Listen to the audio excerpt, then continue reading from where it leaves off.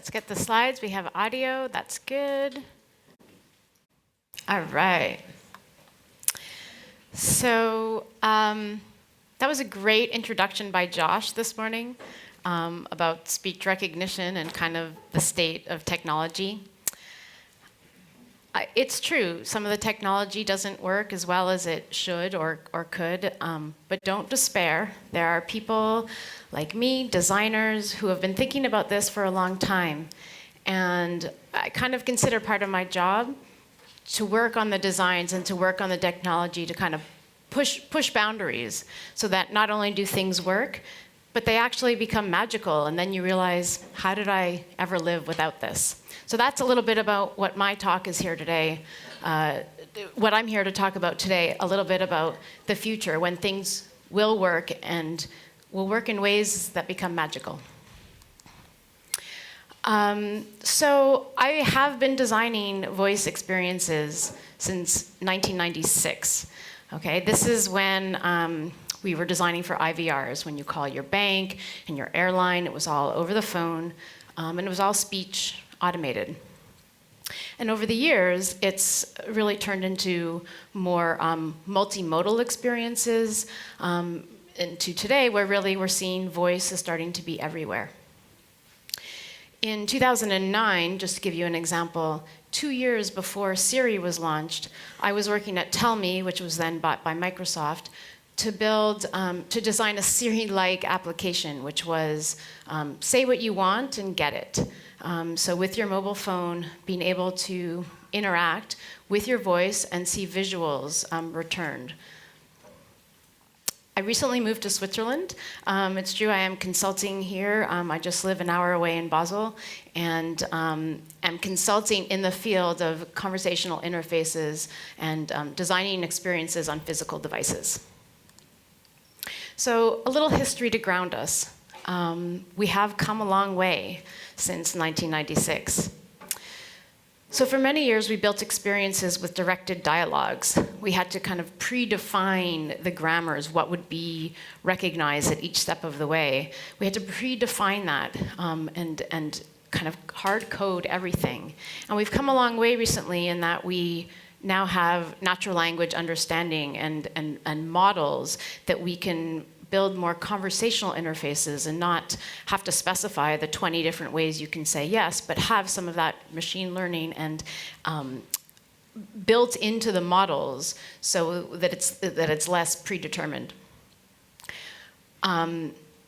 This lets us have user-directed dialogue instead of more kind of machine and robot-directed dialogue. So we're definitely making progress there.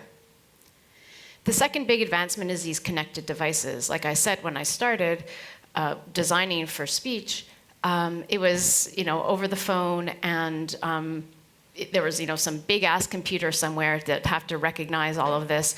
But we didn't have cloud computing like we do today. We didn't have the processing power that we can embed everything into a device that might sit in your home. And this lets us do things like wake words, being able to wake up your Alexa by saying her name. Or again, having this device sit in your home, but a lot of the computing happens in the cloud. And the third kind of area I see of this huge advancement is what I call part of the OS. When voice started, it was this top layer, this higher level. It didn't do much. You could open podcasts, but you couldn't really deep link and get the things that you wanted. And now we're seeing the kind of speech is baked in from the ground up, and that really lets us do things much more advanced. So a couple of examples, like Siri was launched in 2011, and it did good things to start, but it had a long way to go. So one example is when I would say, I think I have alcohol poisoning, what do I do? Recognized every word, but it didn't understand what it is that the user was asking for.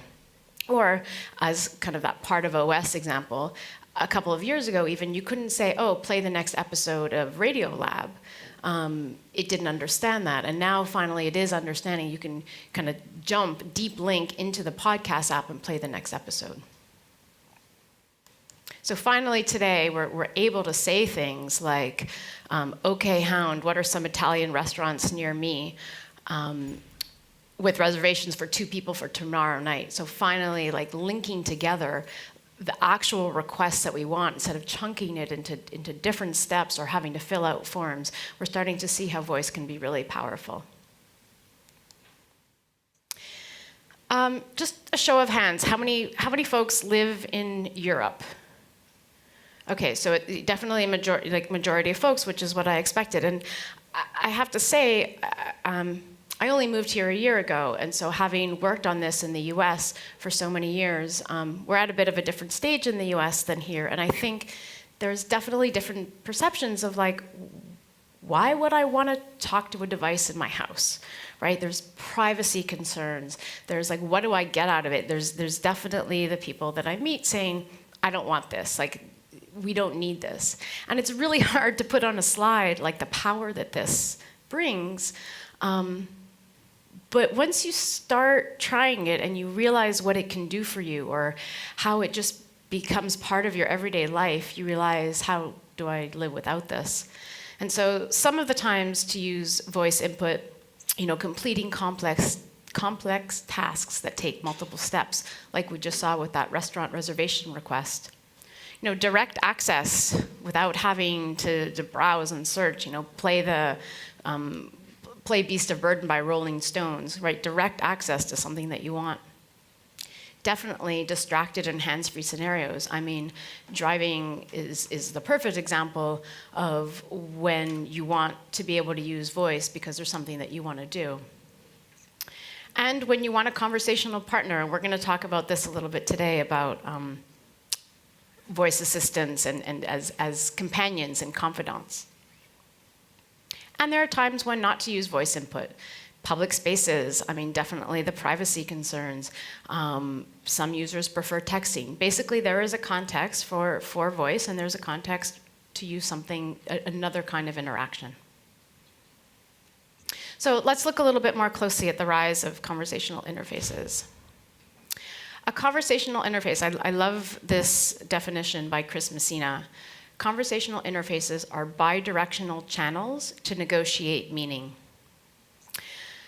A website, a mobile app, directed dialogues, they're unidirectional. There is no back and forth between these. And so they become a way to get at the things that you want directly. And the reason that people want and need these interfaces today is that they have no patience or time when interacting with businesses. They want new ways to engage and have conversations with businesses. And in fact, I believe that app fatigue has settled in, that conversational interfaces are the future. We're moving towards an appless world. We want to reach people in the channels that they're already in, texting, Facebook Messenger, WhatsApp. Like, how do we just get directly into asking what time is Best Buy open? Like, what time are you open today? And getting those responses. And I believe that voice is the key to the appless world. It's the way to work broadly across apps and experiences.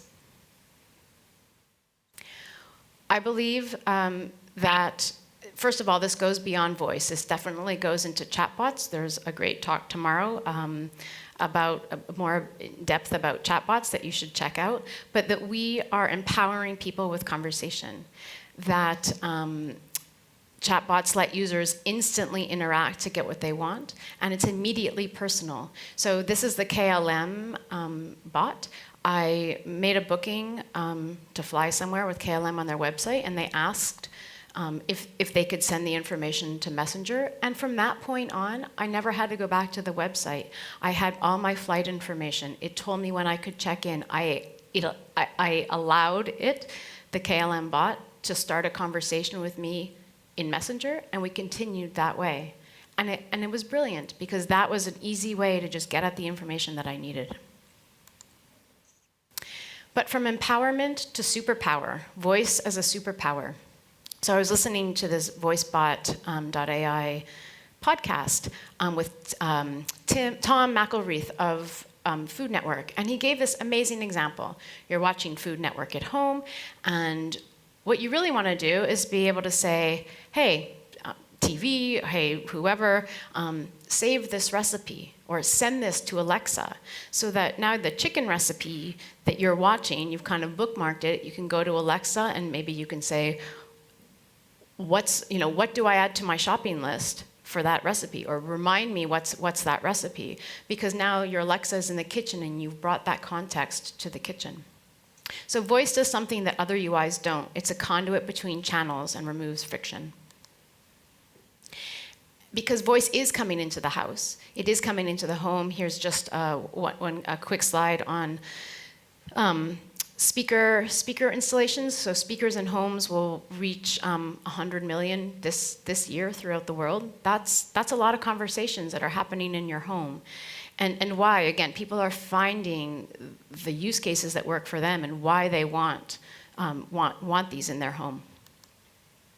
But it's not just in the speakers. In the smart speakers, there are the Magic Leap and HoloLens that are bringing mixed reality to your home. So we're going to start interacting with new worlds. Magic Leap and HoloLens, these mixed reality worlds are, you're in your living room with 3D spatialized apps and experiences. And these headsets that you put on, they have all these sensors. They have all these sensors that are built in. So they are now watching your eye gaze and your head pose. And whereas voice, we've been thinking of voice for a long time as a single input, we're now actually able to interact in new ways. We're able to combine inputs like gesture and eye gaze for context. So in 1979, there was this famous demo from MIT, the Put That There demo. And we are actually going to be able to do this, to be able to maybe see some photos in my mixed reality world, and you might say, like, where is that? And it's going to be able to answer you. I like this quote from Samuel Stenberg, a designer. How real is virtual reality if you can't talk to the people you meet? When you're in VR, not interacting with real people, but with computer characters, we're either in a game or in a virtual representation of a service, we're talking about conversational interface. Typing in augmented reality, in virtual reality or mixed reality is not very sexy and is going to hinder the experience. So here's kind of how I see a little bit about voice and the future, and I've broken it up in a few ways. I see that there's interface interactions. There's you giving commands, and then it's just kind of quote unquote easy commands, and then it's superpower commands, and we'll talk about that. And then there's relationship building. You're talking to somebody else. You're talking to an assistant, an agent, a confidant, a companion. Let's break these down. So voice commands. This is kind of a lot of what we're thinking about today. Alexa, play my workout playlist, and Alexa does what I tell her. And great, I have access to things, without having to go to my computer and opening Spotify and searching for something. Super, super powerful. And then we have commands integrated into the devices themselves. And the car is actually a wonderful example. And we see the big ones, Alexa, Microsoft. They're all trying to build, and Google, be in the car as well, because it is such a ripe and great environment to be able to use speech. Things like navigate home. Speech in our thermostats, make it warmer because I'm comfortable on the couch, comfortable except I'm too cold. So I can talk to my thermostat across the room. And then for the design side of things, it gets really interesting and exciting when we start to add screens and we start to have to balance audio and visuals. Alexa, show me my front door, only really works when you have a screen. And we're going to see more of this from Google. They announced recently their visual snapshot of, okay, Google, show me my day, or what's on my calendar today, which it could give you a snippet of audio, but some of this in their visual snapshot is much better looked at. You can grok much more information visually than hearing that. So U+, this is how does voice give me some superpowers or allow me to do things I haven't been able to do in the past. And so one of these is about storytelling and branching narratives. One example is select a story where you are the director. You're helping to direct where the story goes. With select a story, you get to select what happens next. Would you rather be Cinderella or Prince Charming? And that's starting to become exciting to kind of be part of it. But there's often, a choice. Do you want A or B? Do you want fish or chicken? And that's kind of the choice that you're given. But then we're starting to see more complicated choose your own adventures. And so the Alexa skill on the Westworld Alexa skill, they say they have 60 storylines, 400 unique choices riddled with questions about the Westworld universe. And so what a great way to continue the Westworld experience on your Alexa at home that is not predetermined and is fun and engaging. And you, again, are the director. So BBC, who does a lot of research around voice, they said, that's interesting to be the director, but actually, this quote from Henry Cook, branching paths are never really very satisfying as pieces of entertainment because they often put you in the position of having to be the director rather than the participant.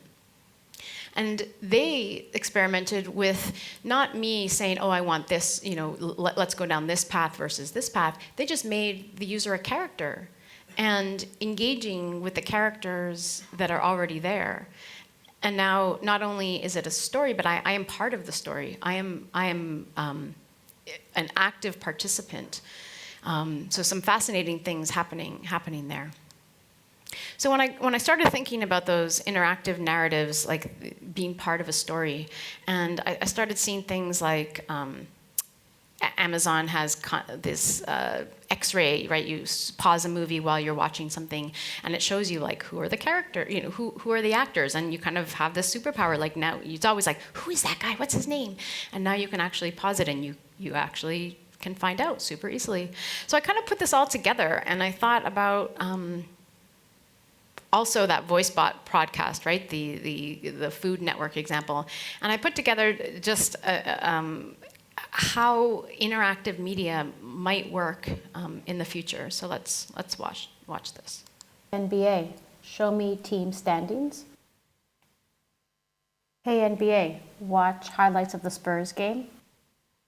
Down to take on the Rockets. There's James Harden, feeling good after missing Sunday night's game in Dallas. No LaMarcus Aldridge, no Manu Ginobili for the Spurs. Doesn't matter. The Rockets off to a hot start. Clint Capella catches the alley-oop.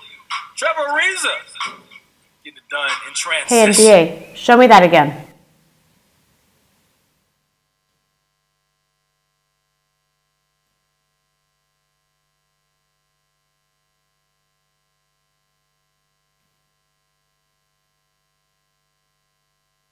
Fancy. Gotta get it to you, baby. Coach Pop. Hey.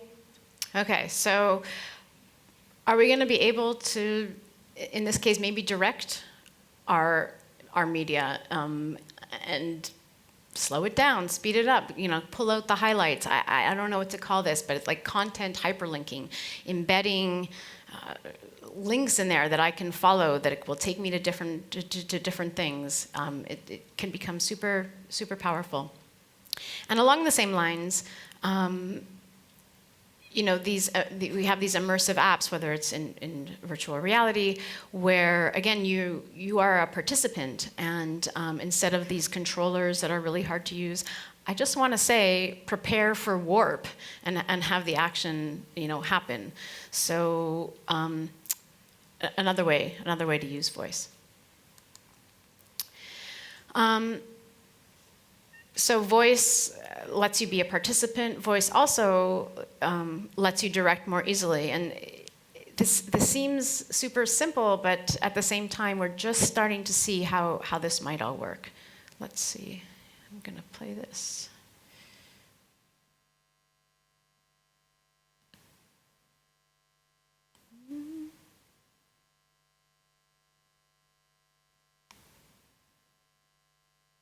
A large blue box.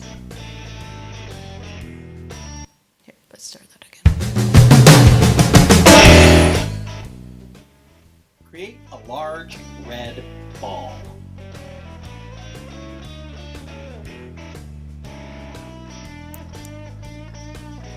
Create a large blue box. Move right. I mean, it seems so basic, but for some of these things, you can imagine just not having to memorize the keyboard shortcuts, not remembering how to do this. Like, it just opens some power, a superpower maybe, for you.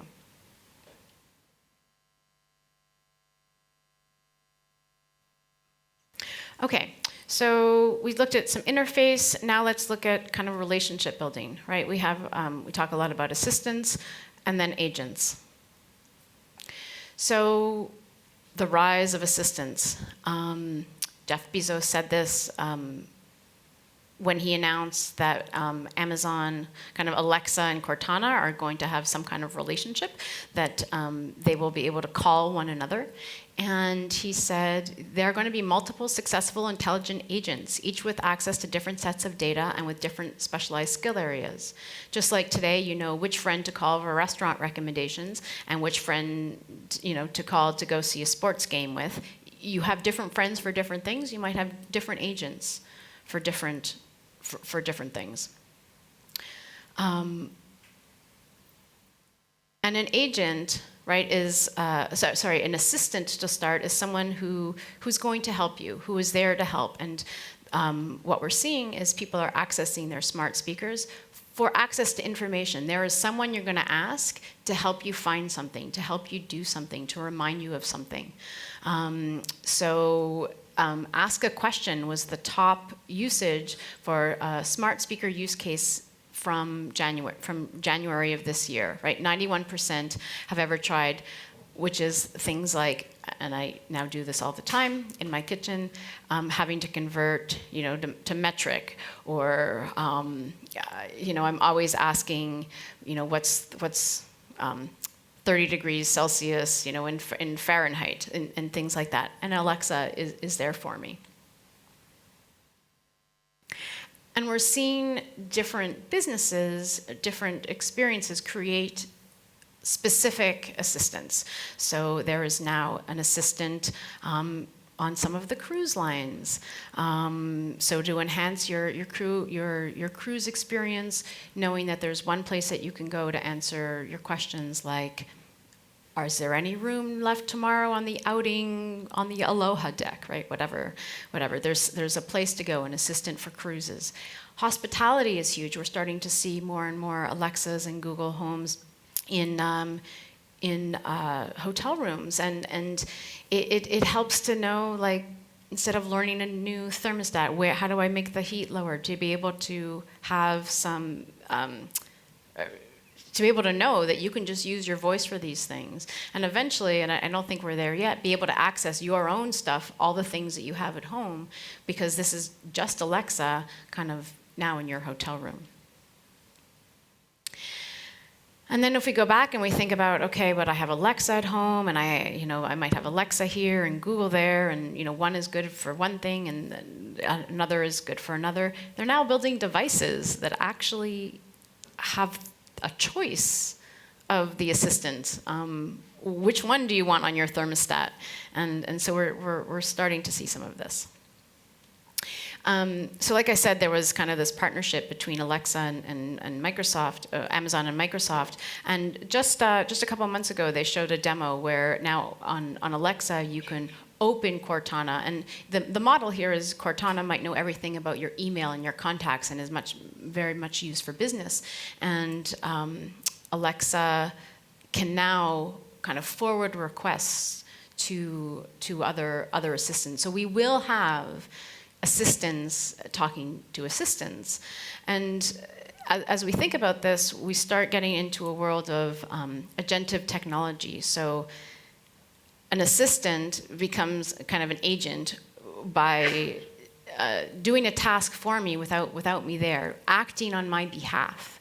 A great book by Chris Nessel, all about this, that we are building relationships with these agents, and then they're going off and doing things for us, just like in Google Duplex. And if you're aware of Google Duplex, this is now maybe me having a conversation with Google saying, book me a doctor's appointment for next Tuesday, anytime between 10 and 2, and we're having a conversation, and the assistant, Google Assistant, goes off and makes a phone call on my behalf and negotiates that appointment and comes back to me, and will relay that. But we're seeing much more agents, which some people are very skeptical and nervous about this.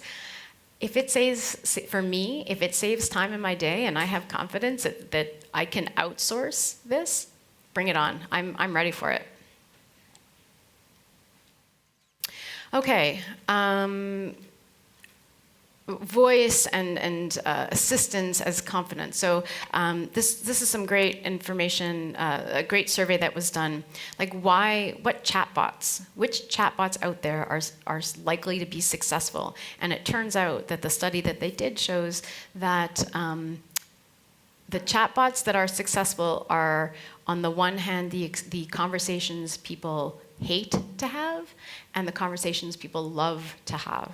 So hate, I don't want to be talking to customer service, my cable, my wireless, right? We just dread those. And on the other hand, they are maybe conversations that we love to have.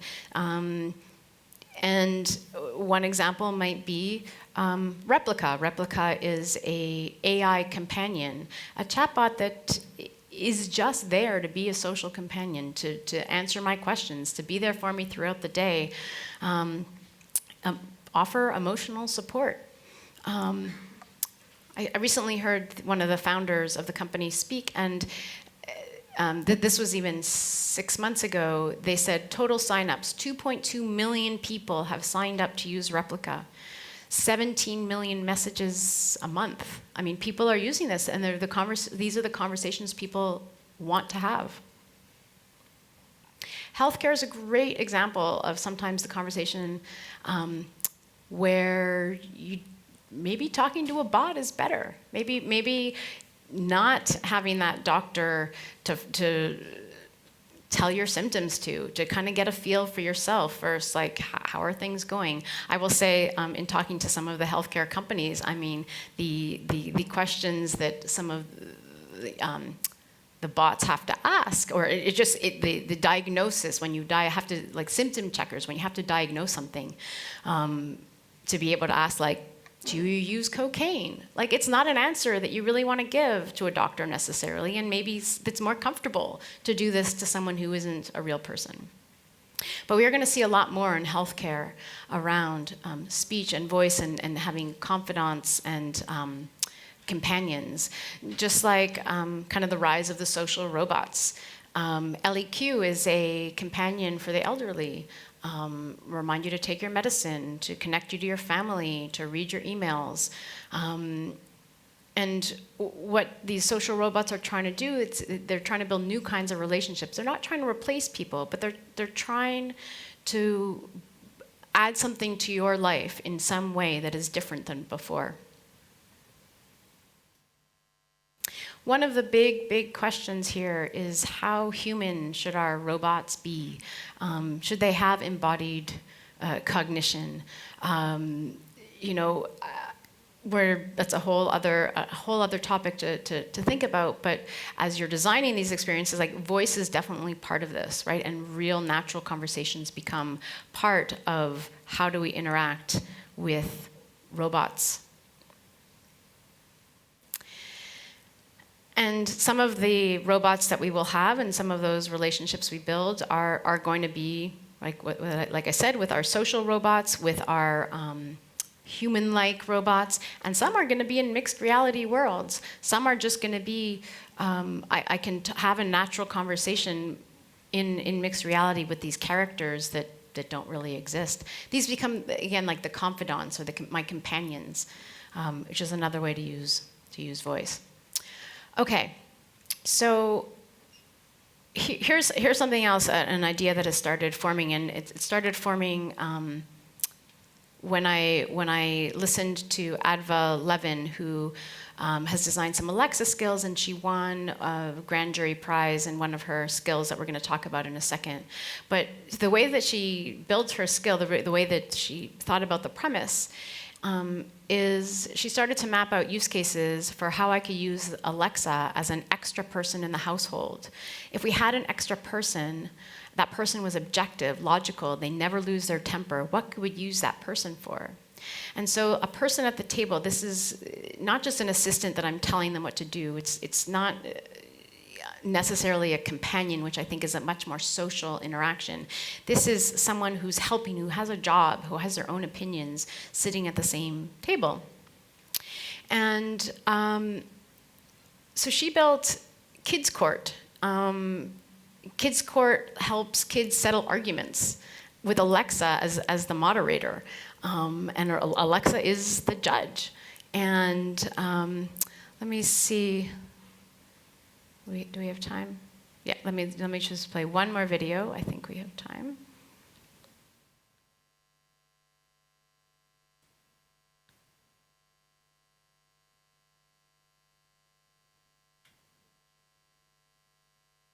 Settle a case.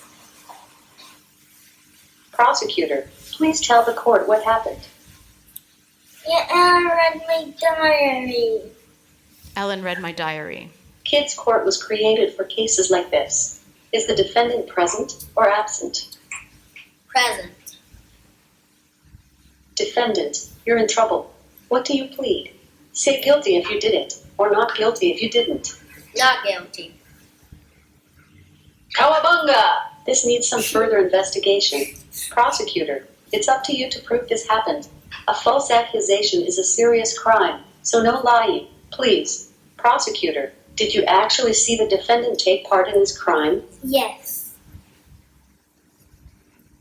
Prosecutor, would you like to call a witness? No. Prosecutor, do you have any forensic evidence to back your case? Those are things like DNA samples or objects that were found in the crime scene. Yes. Please tell the court about your evidence. She broke it. Well done. That's all for the prosecution. Defendant, is there a witness you'd like to call? Yes. Oli? Witness, is the defendant guilty or innocent? Guilty. Mamma mia, you gotta choose those witnesses more carefully. Defendant, let's hear your closing argument. That's your final chance to defend yourself, so pick your words carefully. She just wants to make me in trouble. It's not fair. She needs to go to jail. Well, thank you. I've considered both sides and I'm ready to rule. I find the defendant guilty. Your sentence is, try to stand on your hands. My verdict is effective immediately. Execute. Okay, so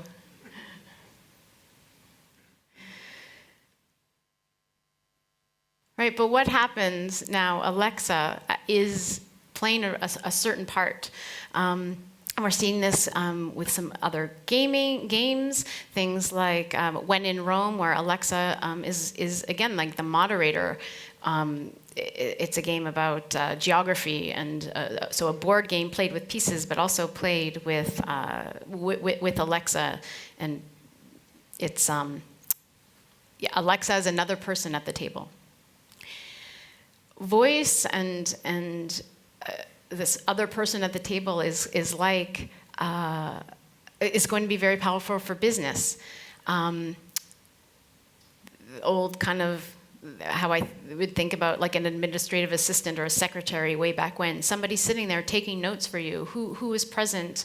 We're doing this all automatically now. AI Sense is saying, you know, what if you could easily remember and analyze all your voice conversations? So during your conference calls, it's marking who is speaking, recognizing the patterns of voice, being able to then go search through all of those transcripts. So this is happening today. It's another person at the table. Alexa for business, right? Going into a conference room. How does this conference room work? We're having shared, these devices are now being shared in a way that these are assistants, but helping you in a certain context as if someone was in the room with you to do all your IT support and things like that. Okay, so different ways to think about voice, different areas. There's a lot more, a lot of really exciting things happening. I didn't even touch on education, translation, more in healthcare. There are more things coming that I'm really excited about. And again, back to like what Josh was talking about, maybe the technology doesn't all work yet, but there's people like us in the room to kind of push the boundaries and make it happen. So if you're sitting there and thinking, okay, well, what if I want to start using voice? You know, where should I start? So some of the process here to go through. Define your use case. You know, when would voice be useful for the company that you work for, right? For kind of your work. What is that main use case that people are going to want to use voice? How is it accessed, right? On a smart speaker, on a standalone device, from a website, on your mobile app. A lot of the challenge right now on Alexa and on the smart speakers is, yes, they're in your home, but discoverability of these skills is very difficult. What's going to make your app stand out with voice if it's an Alexa skill, for example? And why are people going to come back time after time? I love this example of the Zurich, I think, is the allergy medicine. And they created an Alexa skill, but how does an allergy medicine become relevant day after day on Alexa? Well, they created a pollen report. So every day you might ask Alexa how the pollen is outside to know whether you need to take your Zyrtec medicine. The funds, the kind of slings and arrows of design, right? Like the multimodal design. Do you need a screen? Do you not need a screen? When do you use voice? So much to unpack there in a whole other session on designing kind of the details and the design principles for this. And then maybe a way to think about it is, you know, are you designing a companion? What is the metaphor? Are you just creating a superpower or an assistant? And then it gets even more fun. Josh alluded to, you know, who is speaking? You know, is it a multi-user experience? There are ways on Alexa and Google to build profiles, so it actually will know when I say, play my workout playlist, it's my list and not my husband's. Multi-device, what devices are part of this experience? Multi-channel, so starting something on a website and continuing in voice somewhere else, starting in the car and transferring to home. Lots of exciting things to figure out and to build your experience. And I would say the sky is the limit. We need to think big. There are lots of exciting things happening. It's going to take a long time. Like I said, I've been doing this for a long time. What we really are on the cusp of being able to build some great new magical experiences. Thank you.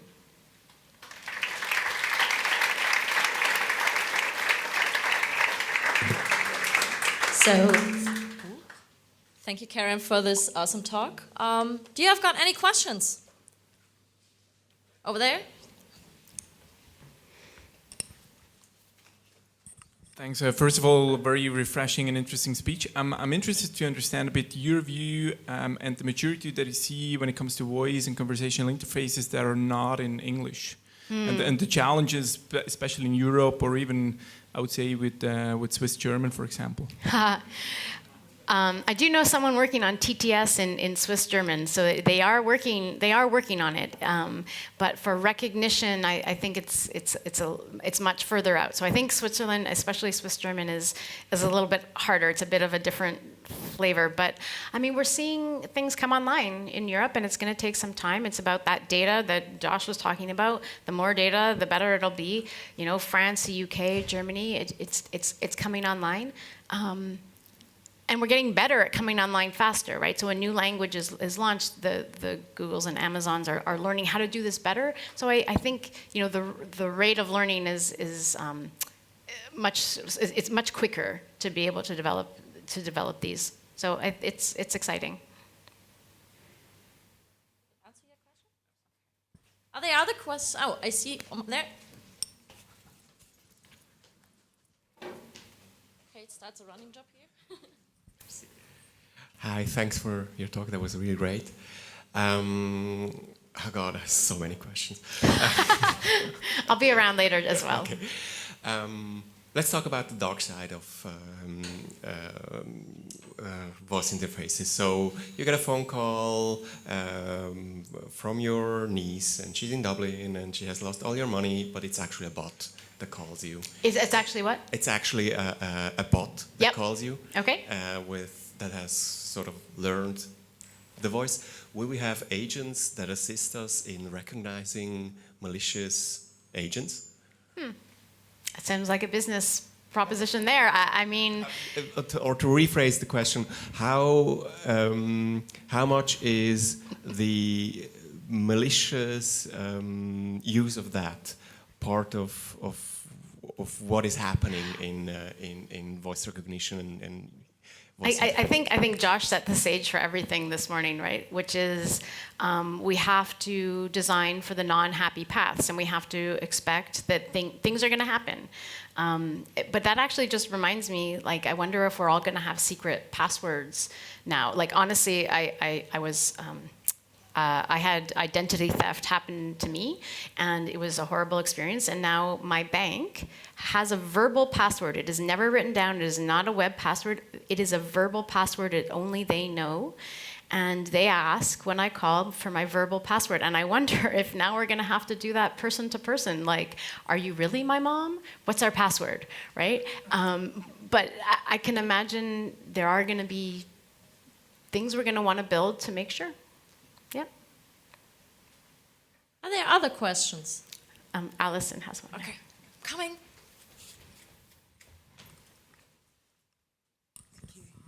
Thanks, Karen. That was really great, especially for a complete beginner, so it was really awesome to see what's happening. One of the things that really stuck out in your talk was this example of replica, and this idea that people are kind of signing up to have conversations with a bot that they can't really have in real life. And I kind of get the idea of loneliness, and, you know, it's a massive epidemic at the moment. But are there any conversations around the responsibilities of companies designing tools to replicate conversations with human beings over helping them to have better conversations with human beings?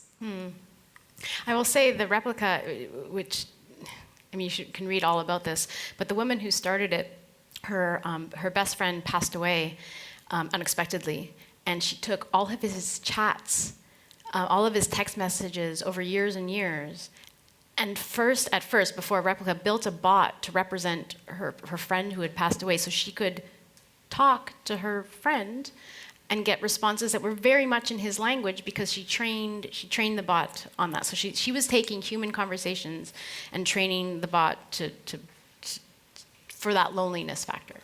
But I think your question, I mean, we're using conversations as a starting point to build a lot of these. I mean, I also build chatbots for for enterprises, right? Like your customer service chatbots, and we look at our chat transcripts with agents, like when you're actually talking to a real person, and we're basing a lot of it on human-to-human conversation.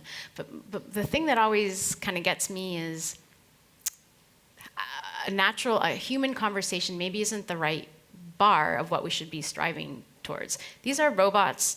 They can do things that we can't do, and I think that if we limit ourselves and just say we want to build human-to-human conversations, that we're limiting ourselves, and it's a scary thing to think about. But what can those bots be doing? And that goes to the machine learning and AI, and maybe we need to give them a chance and see what other things they can bring to a conversation, to feeling, to building that relationship that is not human, and that's okay. Another question? Thank you for the great talk. We are currently building a chatbot for the service I was trying to build. And it's quite challenging. And I was wondering, you mentioned like you work since 1999, and the airline industry has a lot of experience in voice interfaces. I mean, what's different compared to that age? Because usually when you ask people, they try to get out of the lines and talk to a real person when they talk to an airline. So how can we make that better this time around? Yeah, but I think 1999, like, yeah, you call your, United Airlines because the flight is delayed. Super, frustrating. But we have new channels and we have new ways to contact the airline. So first, in that, if you start a conversation somewhere, you want to continue it somewhere else, right? And that's a lot about infrastructure and platform to be able to start somewhere and somewhere else. Personalization, like, of course, when I call United, they should know my flight is delayed already. They should know that what my mobile number is, and they should tailor that experience to me. Or if I start a chat with United Airlines, so personalization, context, proactiveness, and again, continuing a conversation. If I filed a claim on something one day and I call back the next day, or I start to chat the next day, do you think that maybe I want to follow up on the claim from yesterday? Like, it's not rocket science of what my intention might be, even before I write anything or say anything. So I think there's a lot of ways it can still get better. Someone else with questions? There oversees someone? I think not. So thank you again, Karen, for this wonderful talk.